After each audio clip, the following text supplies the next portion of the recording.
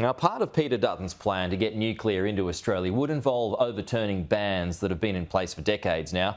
Joining us live is the former Deputy Prime Minister, John Anderson. John, always good to talk to you. Thank you so much for your time. So when you were in government, you, of course, helped legislate that ban on nuclear energy back in 1998, which I note you now regret. But what was the reasoning for it back then? Well, it had to do with us wanting to pursue some policy issues that, if you like, resulted in some horse trading in the Senate that was unfortunate, but didn't seem to be so very threatening at the time.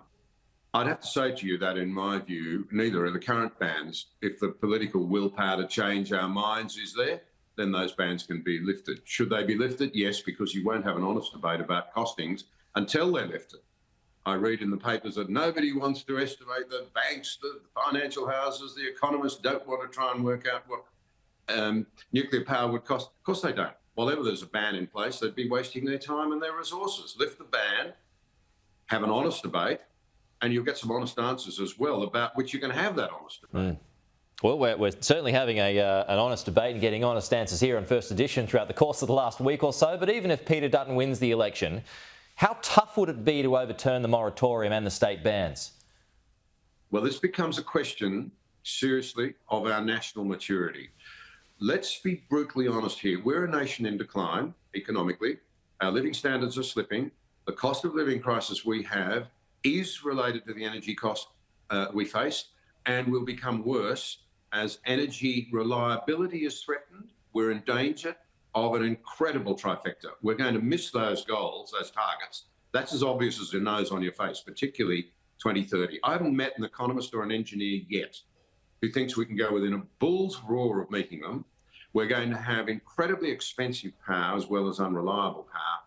And we're going to damage ourselves badly economically. So are we up for a mature debate, given that the rest of the world is moving towards nuclear? We've got to remember we were enthusiastic participants at the COP in Scotland, where the broader consensus was that nuclear power generation around the world should be tripled by 2030, 50. Are we going to be part of that debate?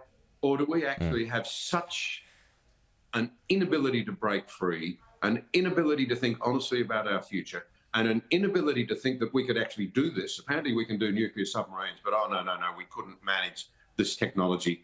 I hear people saying we should have started it 30 years ago. Well, maybe we should have started it 30 years ago. But the idea that we can't do it, I thought we were supposed to be a clever country. But those short-term issues that you talk about, I mean, that's not going to change, right, even if we press ahead with nuclear, because the first plant or reactor wouldn't be here if things go well by the mid-2030s. But the whole point is that you cannot have reliable power, let alone affordable power, and reliable is the most important thing. I mean, you won't have industry if you don't have reliable power. If the power starts going off, we live in a country like many African countries, a lot of your viewers will have been there, the power comes on for a few hours every day and then it goes off. If we don't have reliable power, we won't have industry. So reliability is the first thing. You can't do it with renewables. You can't do it with weather-dependent technologies. The idea that batteries will do the job and give us the backup we need, they might do it for homes, but it won't do it for industry. It won't do it for smelters.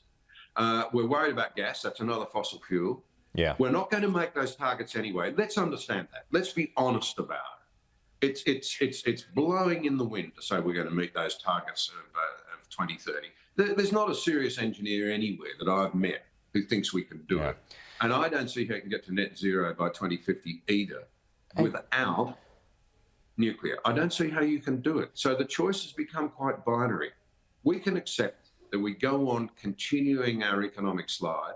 The cost of living becomes permanent. And of course, many people won't say it, but many activists actually think that's part of the key. We've got to reduce our living standard. Hey, John, they're not honest enough to say it. Yeah. But it'll become a reality if we don't have a more honest debate. It's as simple as that. I'm curious, AEMO, it's this morning dismissed nuclear talk, saying renewables is the way to go, but we're a long way behind where we need to be. That's what it says as part of its report this morning. I'm curious about what your thoughts about AEMO are.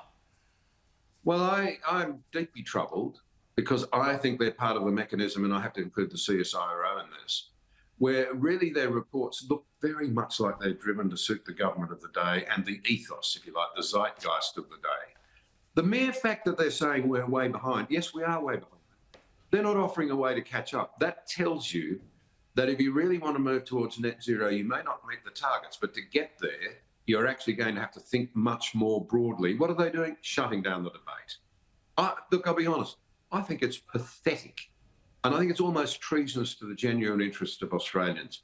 I think Australians need to face the reality that we're now living in a climate where ideology wins out over the real interest of the Australian people almost day in, day out.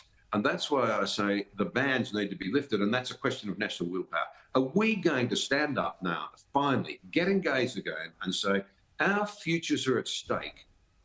And the nonsense that's going on around this issue at the moment, you know, they talk about the coalition's costing.